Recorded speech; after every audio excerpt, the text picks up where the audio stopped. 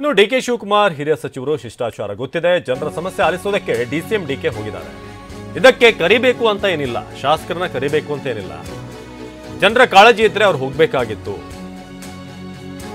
ಶಾಸಕ ಮುನಿರತ್ನಗೆ ತಿರುಗೇಟು ಕೊಟ್ಟಿದ್ದಾರೆ ಎಂಎಲ್ಸಿ ಯತೀಂದ್ರ.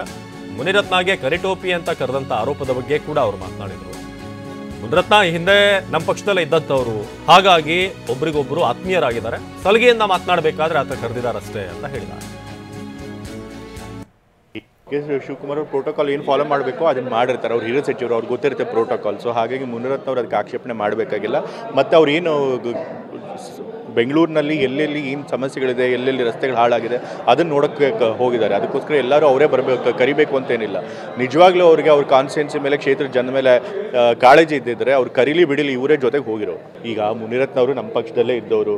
ಸೊ ಹಿಂದೆಲ್ಲ ಅವ್ರು ಆತ್ಮೀಯವಾಗಿ ಒಬ್ರನ್ನೊಬ್ಬರು ಮಾತನಾಡಿಸಿ ಅವ್ರಿಗೆ ಅಭ್ಯಾಸ ಇರುತ್ತೆ. ಸೊ ಹಾಗಾಗಿ ಆ ಒಂದು ಸಲಿಗೆ ಮೇಲೆ ಕಲ್ದಿರ್ಬೋದು. ಅದನ್ನೇ ಅವ್ರು ದೊಡ್ಡದಾಗಿ ಮಾಡುವಂಥ ಅವಶ್ಯಕತೆ ಇಲ್ಲ. ಈಗ ಮುನಿರತ್ನ ಅವರು ನಮ್ಮ ಪಕ್ಷದಲ್ಲೇ ಇದ್ದವರು.